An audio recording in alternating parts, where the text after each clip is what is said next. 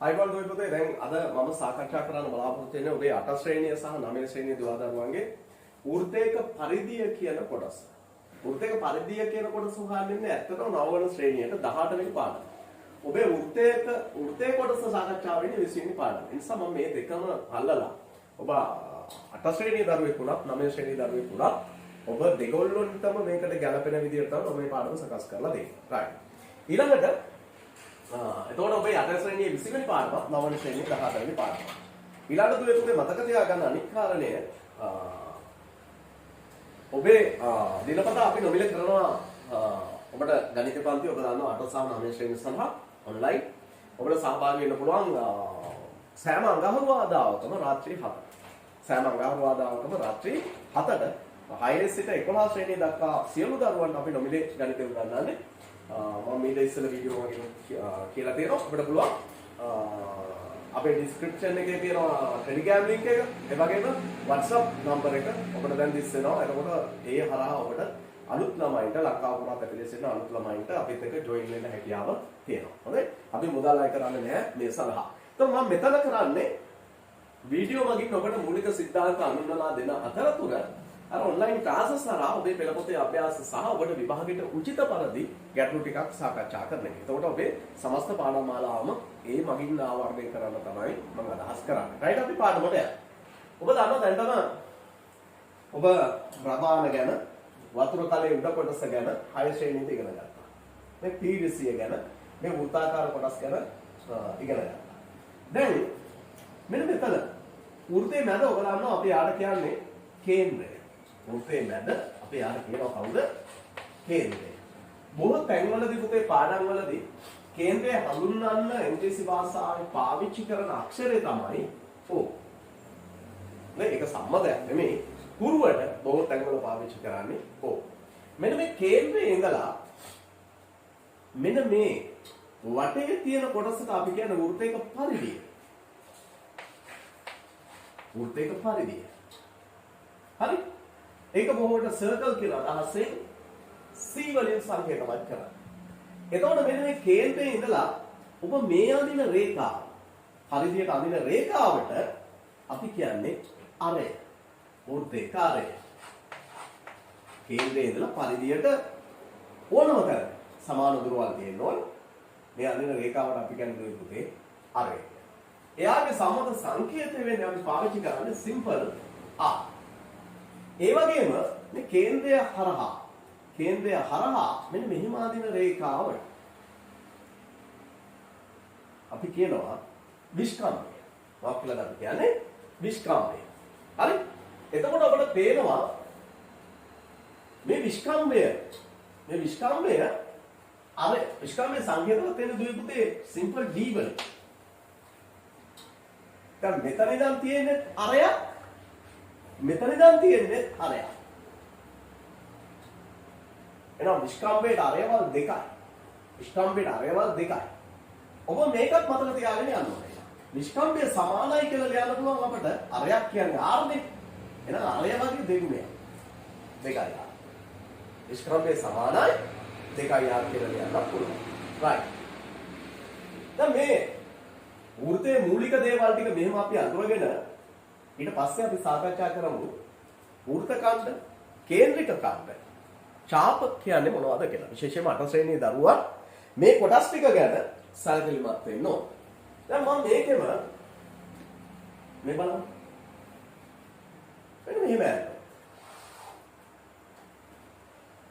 මෙහෙම ඇන්දොත් මේ කොටසට අපි කියන්නේ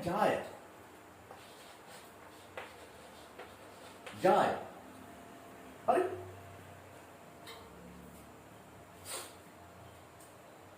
කිසියම් රේඛාවක් පරිධිය ලක්ෂ දෙකකදී හමු වෙනවා නම් අන්න එයාට අපි කියනවා කවුද? ජායක්. මේ ජායක් කරහා වෘත්තයේ කොටස් දෙකකට බෙදෙනවා. මේ බලන්න මෙන්න මෙතන පුඩා කොටසක් තියෙනවා. මෙන්න මේ කොටස. ඒ වගේම මෙන්න මේ කොටස. මේ ජායකින් වෘත්තයේ බෙදෙන කොටස් වලට අපි කියන නමක් තියෙනවා දුවේ පොතේ. දන්න කෙනෙක් කියනවා නම් කියන්න. අන්න. අපි යාට කියනවා කවුරු කියලාද? වෘත්ත ඛණ්ඩ. මොනවද? වෘත්ත ඛණ්ඩ. ජායකින් වෘත්තය කොටස් වලට බෙදනවා. ඒකට අපි කියනවා මොනවද? වෘත්ත ඛණ්ඩ කියලා. එහෙනම් මෙන්න මේ කොටස විශාල වෘත්ත ඛණ්ඩය, මේ කොටස කුඩා වෘත්ත ඛණ්ඩය. දැන් තව ජායක් අඳින්නත් පුළුවන්. එතකොට මේ විදිහට බෙදෙනවා. මෙන්න මේවා අපි කේන්ද්‍රය හරහා ජායක් ගන්නොත් මෙන්න මේ ජාය. කේන්ද්‍රය හරහා මේ අඳින ජායට අපි කියන විශේෂ නම ඔබ දන්නවා දැනට. කවුද? විස්කම්භය. එහෙනම් වෘත්තයක විශාලතම ජායට කියන නම තමයි දුවේ පුතේ. කවුද? විස්කම්භය. ඒ විස්කම්භය කොහොමද අපි ලියන්නේ? අර ඒ වගේ කී ගුණයක් කියලාද? දෙගුණයක් කියලා. right? එහෙනම් වෘත්තයක කේන්ද්‍රය, පරිධිය, අරය, විස්කම්භය, ජාය සහ අපි වෘත්ත ඛණ්ඩ අඳුරගත්තා. වෘත්ත ඛණ්ඩයක් කොහොමද හැදෙන්නේ? වෘත්ත ඛණ්ඩයක් හැදෙන්න හැමතිස්සෙම වෘත්තය කොටස් දෙකකට බෙදෙනවා. නේ? ජායෙන් සමාන වෘත්ත ඛණ්ඩ දෙකක් හැදෙනවා. විස්කම්භයෙන් ඕනෑම ජායකින් කුඩා වෘත්ත ඛණ්ඩයක් සහ විශාල වෘත්ත ඛණ්ඩයක් ලැබෙනවා. එහෙනම් වෘත්ත ඛණ්ඩයක් නිර්මාණය වෙන්න මොනවා වෙන්න ඕනද? හැමතිස්සෙම වෘත්තය තුල ජායක් තියෙන්න ඕන. ඒ ජායෙන් තමයි කොටස් දෙක නිර්මාණය වෙන්නේ. මොනවද? වෘත්ත ඛණ්ඩ වල. right. ඔන්න ඔබ වෘත්ත ඛණ්ඩ අඳුරගත්තා. හිතන්න තව කතාවක් තියෙනවා. මොකක්ද? මෙන්න මේ වගේ වෘත්තයක් අපි ආපහු සලකමු. මෙන්න මේ කේන්ද්‍රයේ ඉඳලා මෙන්න මෙහෙම කොටසක් වෙන් කරනවා. දැන් ඔබට තේරෙනවා මෙන්න මේ කොටස එක. මෙන්න මේ කොටස තවත් එකක්. මෙන්න කේන්ද්‍රය පදනම් කරගෙන අරයවල් දෙකක් තියෙනවා මෙතන. අපි වෘත්තයේ බෙදා වෙන් කළොත් ඒවට දුවේ පුතේ අපි කියන විශේෂ නම කේන්ද්‍රික ඛණ්ඩ. නේ? එහෙනම් මේක කවුද? කේන්ද්‍රික ඛණ්ඩය. කේන්ද්‍රික ඛණ්ඩ. හරි? වෘත්ත ඛණ්ඩ සහ කේන්ද්‍රික ඛණ්ඩ. එහෙනම් කේන්ද්‍රය පදනම් කරගෙන වෘත්තයේ බෙදනවා නම් හැදෙන්නේ කවුද? කේන්ද්‍රික ඛණ්ඩය. ජායක් පදනම් කරගෙන වෘත්තේ කොටස් වලට බෙදනවා නම් හැදෙන්නේ කවුද? වෘත්ත ඛණ්ඩ. ඔන්න ඔය ටිකත් මතක තියාගෙන වෘත්තයක ඊළඟට බලන්න මේ වෘත්තය හැදෙද්දී මේ විදිහේ කොටස් හැදෙනවා. ඒ වෘත්තයකින් කොටසක් මම ගත්තේ නේ. වෘත්තයකින් කොටසක්. දැන් මෙන්න මෙහෙම කේන්ද්‍රයට අරයවල් තියෙනවා කියලා හිතන්න. මෙන්න මේ කොටසට අපි කියන්නේ පුතේ. මේවට නෙවෙයි මේ අරයවල්නේ.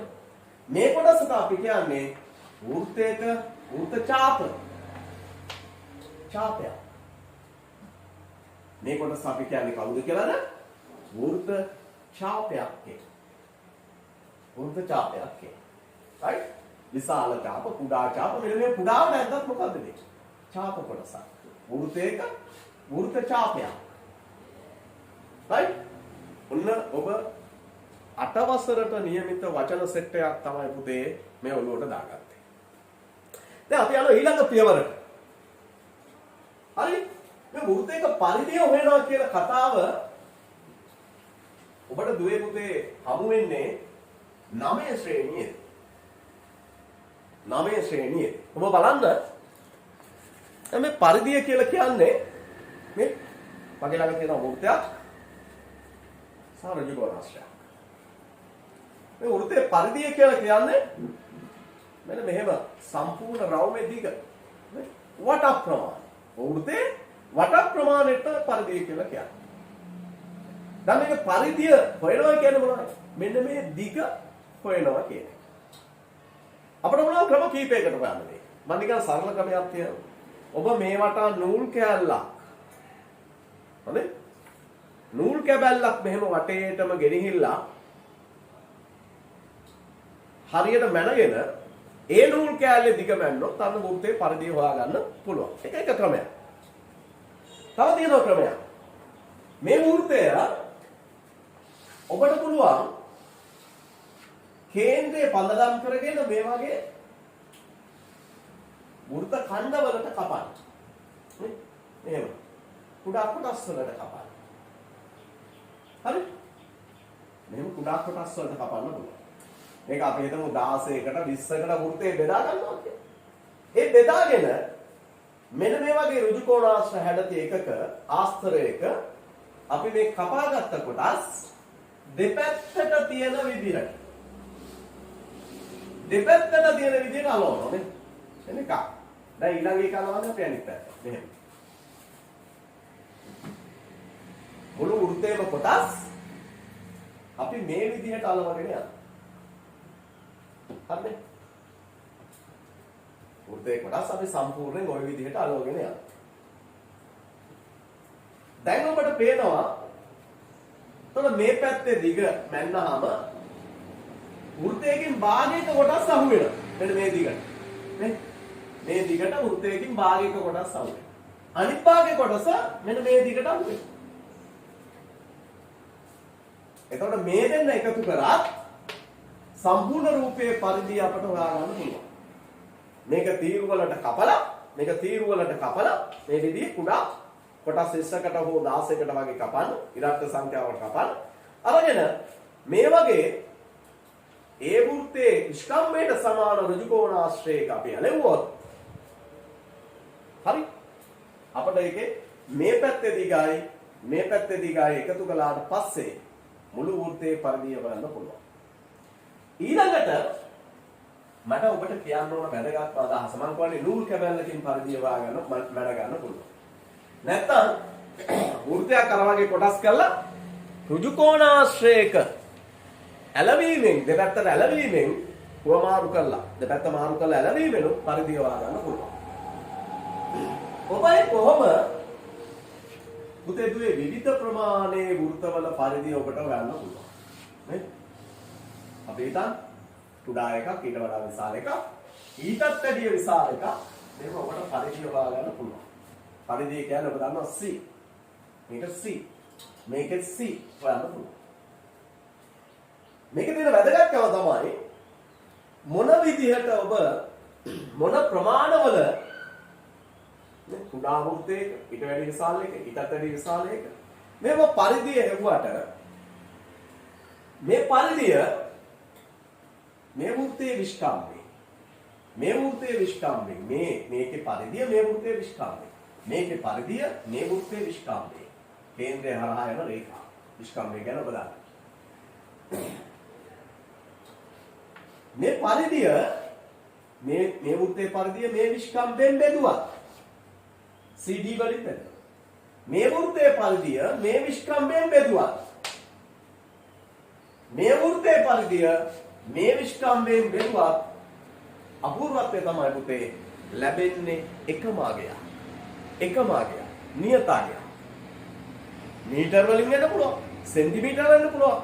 මේක හැමතිස්සෙම දුවේ පුතේ එන්නේ 3.14 කාගයක්. 3.14 කාගයක්. මේක නියතයක්. එහෙනම් මේ ඔස්සේ අපි වෘත්තයක පරිධිය සඳහා සූත්‍රයක් නිර්මාණය කරගන්න. මෙන්න මෙහෙම. අපි දන්නවා වෘත්තයක පරිධිය විස්කම්භයෙන් බෙදුවාම නියතයක්. ඒක දැනටවත් අපි දන්නවා සංඛ්‍යාත්මක 3.14. එහෙම නැත්නම් දුවේ පුතේ අපි මෙයාට කියනවා මේ බලන්න.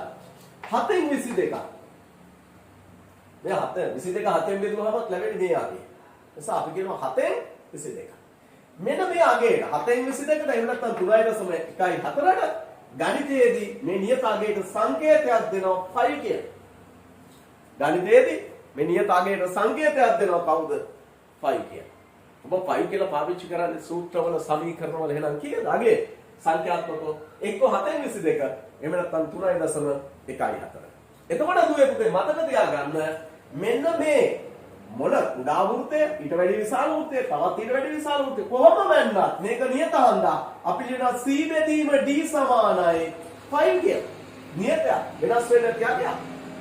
මේ දෙන්න හැමතිස්සෙම මේ අතර අනුපාතය පරිධිය විස්කම්භයේ බෙදුවා මේ පරිධිය සහ විස්කම්භය අතර අනුපාතය වෙනස් කොමනාගයක් නිසා අපි කියනවා C බෙදීම D සමානයි 5 කියලා. මෙන්න මේකෙන් පුතේ දුවේ අපි අපූර්ව සමීකරණයක් නිර්මාණය කරගන්නවා. මේ බලන්න C සමානයි හරස් ගුණිතෙන් මේ D මේ පැත්තට යනවා ಗುಣ වෙලා.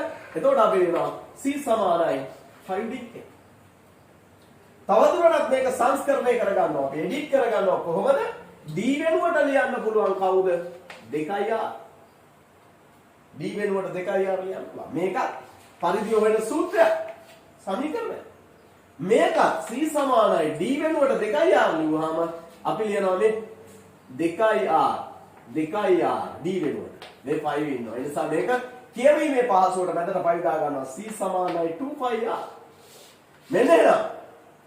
ඔබ ඉගෙන ගත්තා වෘත්තයක පරිධිය හොයන සමීකරණයේ සූත්‍රය C සමානයි 5D එහෙම නැත්නම් C සමානයි 2πr. ඔබේ පෙළ පොතේ අභ්‍යාස පදනම් වෙන්නේ මෙන්න මේ සමීකරණ දෙක මත. ඒ වෙනකොට 5 වෙනකොට අපිට 7 22 පාවිච්චි කරන්න පුළුවන්. හරි? එහෙම නැත්නම් කීයද? 5 වෙනකොට 3.1 පාවිච්චි කරන්න පුළුවන්. right? අපි ගණන් හදාගෙන ගැටලුවක් උදාහරණයක් හැටියට අරගෙන සාකච්ඡා කරගෙන යන්න. right. ඔන්න අපිට කියනවා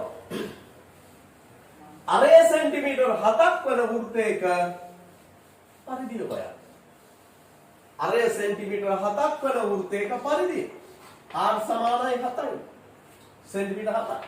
පරිධිය සොයන්න කියලා. උදාහරණයක්. නේ? අරය සෙන්ටිමීටර් 7යි වෘත්තයේ පරිධිය හොයන්න. අරය සෙන්ටිමීටර් 7යි. දැන් අපි ලියනවා කොහොමද අපි දන්නේ කියලා? C සමානයි 2πr. මොකද අරය සම්බන්ධයි. අරය ගැන කියන අන්ත අපි ලියන්නේ 5D නෙමෙයි r වෙක්ටර් සූත්‍රය. එහෙනම් C සමානයි 2 ගුණ කිරීම මෙන්න බලන්න දුවේ පුතේ 5 වෙනුවට අපි ලියනවා 7/22යි. ආදේශයක් කරා. අරය 7යි. මෙන්න ආදේශ කරා. ඔබ දන්න උඩයට කැපෙනවා. 7ෙන් බෙදෙනවා. C සමානයි 2/22 44යි. ඒකක මොනවද? සෙන්ටිමීටර්. ඒකක මොනවද? සෙන්ටිමීටර්. දැන් මේකම දෙන්න පුළුවන්. මොකක් කියලාද? මෙන්න හිතන්න. විස්කම්භය සෙන්ටිමීටර් 21ක් වන. විස්කම්භය සෙන්ටිමීටර් 21ක් වන. ඔබට ගණන් දෙද්දි ගොඩක් දුරට පුතේ 7ෙන් බෙදෙනවා දෙන්නේ. විස්කම්භය සෙන්ටිමීටර් 21ක් වන වෘත්තයක පරිධිය හොයන්න. එහෙනම් අපි ලියනවා ඕන C සමානයි 5D. මොකද දීලා තියෙන්නේ කවුද? අරය නෙමෙයි. කවුද? විස්කම්භයයි දීලා තියෙන්නේ. එහෙනම් විස්කම්භය දුන්නා නම් අපි පාවිච්චි කරන්නේ C සමානයි 5D. අරය දුන්නා නම් අපි පාවිච්චි කරන්නේ C සමානයි 2πr. එහෙනම් මෙන්න ආදේශ කරනවා අපි C සමානයි 5 වෙනකොට ලියනවා 7/22. කෙනෙකුට පුළුවන් 3.14 කියලා ලියන්න. නමුත් සුළු වෙන්න පහසු වෙන්න 7ෙන් කැපෙන්න 7ෙන් බෙදෙන්න ඕන හන්ද. මම ලියන්නේ කීයද? 5 කියන්නේ 7/22යි. D වල දානවා 21. මෙන්න බලන්න. 4ක් 1යි 21ට 4ක් 3යි. එහෙනම් 3 වරක් 2 6යි 3 වරක් 2 6යි. නේ? ඒකක සෙන්ටිමීටර හන්දා සෙන්ටිමීටර පරිධිය කීයද? දුවේ පුතේ සෙන්ටිමීටර 60යි. right. දැන් අපි ඔය වෘත්තයක පරිධිය හෙව්ව මොනවා? අරය සහ විස්කම්භය පදනම් කරගෙන. දැන්ම යන ඊට චුට්ටක් යහන ඔබේ පෙළ පොතේ මෙවැනි අභ්‍යාසයක් තියෙනවා. හරි? බලා ගන්න. මම මේ ලියන උදාහරණය ඔබට දෙනවා සංයුක්ත රූපයක්. ඔබ විශ්වාස කරන්න මේ ඔබ ලබා ගන්නා දැනුම 10 දී තව මුහත් වෙලා ගණිතයේ සාමාන්‍ය පෙළ එක පත්‍රයේ B කොටසේ දෙවැනි ගාන හැටියට පුතේ දුවේ ඔයගොල්ලන්ට හම්බෙන්නේ වර්ගඵලය සහ පරිමිතිය හොයන ගාන. ඉතා කුඩා ගානක් ලකුණු 10ක් ලැබේ. එහෙනම් මෙතනින් ඔබ දාගන්න මේ අඩිතාලම ශක්තිමත්ව ඉස්සරහට වර්ධනය කරගත්තොත් ඔබ ගෙදර ඉඳන් ලකුණු 10ක් විභාගයට අරන් යනවා වගේ යන්න පුළුවන්. right? මේ බලන්න මගේ උදාහරණය. ඔබ හිතන්න මෙවැනි රූපයක අපිට කියනවා පරිමිතිය හොයන්න කියලා. මේ බලන්න මෙන්න අර්ධ වෘත්තාකාර කොටස් දෙකක් තියෙනවා. කෙනෙකුට කියන්න පුළුවන් මේ ගානේ හරි? මීටර් 42යි. හරිනේ? මේක මීටර් 21යි. හොඳයි? කෙනෙකුට කියන්න පුළුවන් මේක මොකද්ද? ගාඩන් එකක්, වත්තක්, හැඩට හදපු වත්තක්. එහෙම නැත්නම් නෙට් බෝල් කෝඩ් එකක ආකෘතියක්. රයිට්? කාපාක් එකක්. මේ මොන විදියට දුන්නා මේකේ පරිමිතිය හොයන්න ඕන. දැන් පරිමිතිය හොයන්න නම් දුවේ පුතේ මේ බලන්න මේකේ කොටස් තියෙනවා 1යි. මෙන්න මේ කොටස. පරිමිතිය ගැන බලන්න ප්‍රමාණයි. නේ? මෙන්න මේ කොටස් දෙක. 42 ඒවා දෙකයි. ඇයි මෙතන ඉඳන් පටන් අරගෙන මෙහෙම ගිහිල්ලා මෙතනට ඇවිල්ලා ආයි 42ක් ගිහිල්ලා මේ කොටස මෙහෙම ඇවිල්ලා මේ කොටස මෙතනට මෙහෙම ආවම තමයි පරිමිතිය සම්පූර්ණ වෙන්නේ. මට ප්‍රමාණයි. හරි. එහෙනම් අපි 42 දෙක දන්නවා. දැන් එහෙනම් පරිමිතිය හොයන්න නම් මේ දෙක ගන්නාම මේ දෙක හොයන්න ඕන. දැන් ඔබ දන්නවා මේ දෙක කියලා කියන්නේ මේ දෙක සමානයි. අර්ධ වෘත්තාකාර කොටස් දෙක සමානයි. එහෙනම් හැදෙන්නේ කොහොමද? මේ දෙක මේ දෙපැත්තේ තියෙන දෙක මම එකතු කළා. විස්කම්භය කොච්චරද? මෙන්න විස්කම්භය වෘත්තේ. මේ අර්ධ වෘත්තේ මේක විස්කම්භය. අර්ධ වෘත්තාකාර කොටස් දෙක මේක එකතු කරා. 21යි මීටර. එහෙනම් ඔබ දන්නවා පරිමිතිය හොයන්න. දුවේ පුතේ මේ සම්පූර්ණ රූපේ වට ප්‍රමාණය ඕන. ඒකට එනම් මේ වෘත්ත ඡාප කොටස් දෙක. අර්ධ වෘත්තාකාර කොටස් දෙක. සම්පූර්ණ රූපයක් ඇටියට ගත්තාම එක වෘත්තයක් ඒ වෘත්තයේ පරිධිය ඕන. ඔබට පුළුවන් මේ කොටස් දෙක වෙන වෙනම බලන්න. නමුත් මම කියනවා වෘත්තාකාර කොටස් වල පරිමිතිය. වෘත්තාකාර කොටස් වල පරිමිතිය. විස්කම්භය හන්දමම ලියන්නේ 5D. right? අර්ධ වෘත්ත දෙක එකතු කරලා එක වෘත්තයක් හදාගන්න. නැත්තම් කෙනෙකුට අර්ධ වෘත්තය හොයලා භාගයයි 5D කියලා දාලා හොයලා මේ විදිහට ලියන්න පුළුවන්. භාගයයි 5D. හැබැයි මේක භාගයක් හන්දා එන උත්තරේ ආයෙ මොකද කරන්න ඕන? උත්තරේ අරගෙන දෙකෙන් ගුණ කරන්න. ඉතින් එහෙම හැදුවත් එකයි, මෙහෙම හැදුවත් එකයි. මෙහෙම කෙලිම හදන්න. වෘත්තාකාර කොටස් වල පරිමිතිය. 5 කියන්නේ 7න් 22 ලෙස සලකනවා. D කියන්නේ 21යි. ඔන්න සුළු කරනවා. 4ක් 3යි. 3 2 6යි. 3 2 6යි. මීටර 66ක් එනවා මෙන්න මේ කොටස් දෙක. නේ? දැන් සම්පූර්ණ රූපේ පරිමිතිය. සම්පූර්ණ රූපේ පරිමිතිය අපි හොයන්නේ කොහොමද? චීවරවල් දෙකයි එහෙනම් වෘත්තාකාර කොටස් වල පරිමිතිය හෙව්වා. ඒකට දුවේ පුතේ එකතු වෙන්න ඕන. මෙන්න මේ කොටස් දෙක මෙන්න මෙතන කොටසයි මෙතන කොටසයි පරිමිතිය කියන්නේ වට ප්‍රමාණය කියලා මම කියනවා. එහෙනම් 42 ඒවා තියෙනවා කීයක්ද? දෙකක්. 42 ඒවා දෙකක්. සම්පූර්ණ රූපේ පරිමිතිය. 66 ධන දෙවරක් දෙක 4යි දෙවරක් 4 8යි. 66ට 84ක් එකතු කරනවා. මම රූපේ මකන්න. එතකොට එනවා 6යි 4යි 10න් බිඳුව ඉතිරි 1යි 8යි 6යි 14යි 1යි කීයද 15ක්. බලන්න මං හරිද කියලා? 6යි 4යි 10න් බිඳුව ඉතිරි 1යි 8යි 6යි 14යි 1යි 15යි. ඒකක මොනවද දුවේ පුතේ? මීටර. අපි එනම් මේ මොකද්ද? වෘත්තයක පරිධිය පාවිච්චි කරලා සංයුක්ත තලීය රූපයක පරිමිතිය හොයන්න පුළුවන්. සංයුක්ත තලීය රූපයක පරිමිතිය. සංයුක්තයි කියන්නේ මොනවද? කොටස් එකකට වඩා වැඩි ගණනක් සහිත රූපයක් ආස්තරයක් කුෂ්ඨයක පරිමිතිය. ඔය මොන වචන වලින් කිව්වත් හරි. ආස්තරයක් කුෂ්ඨයක් රූපයක්. හොඳයි? මේ සංයුක්ත රූපයේ පරිමිතිය හේවුවා. හරි මම කියන්නේ ඒක නෙට් බෝල් කෝඩයක් වෙන්න පුළුවන්. එහෙම නැත්නම් ගාණයක් වෙන්න පුළුවන්. ඒ කියන්නේ වත්ත කෙමිකල් සකස් කරන. ඒ මොන විදියට දුන්නත් අපි හොයන්නේ අර විදියට. right.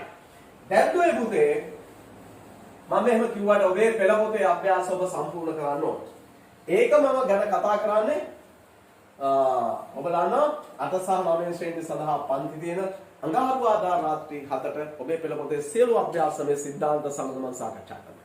ඔබ එකතු වෙන්න ඕන අපිත් එක්ක මේ තිරේ දිස්වන WhatsApp අංකයට WhatsApp message එකක් දාන්න. එහෙම නැත්නම් අපේ Telegram වල link එක තියෙනවා. ඒකත් එක්ක join වෙන්න. right? ඒ අතරතුර මම ඔබට ගානක් දෙනවා. ඒ ගැටලුව විසඳලා මට WhatsApp වලින් දාන්න පිළිතුර. right? WhatsApp වලින් දාන්න පිළිතුර. ඒ කියන්නේ අපිට පුළුවන් මේ ෆොටෝ එකක් ගාලා හදමු ක්‍රමෙත් එක දාන්න. right? මෙන්න ගන්න. මේ බලන්න. මම ඉස්සෙල්ලා දීපු ගානේ ඔබ දන්නවා වෘත්තාකාර කොටස් තිබුණේ ඇතුළට. මම දැන් දෙන ගානේ වෘත්තාකාර කොටස් තියෙන්නේ එළියට. මම චිත්‍රවල එච්චරම දක්ෂ නැහැ පුතේ. ඒ නිසා මෙන්න මේ කොටස් දෙක සමානයි. හරිද?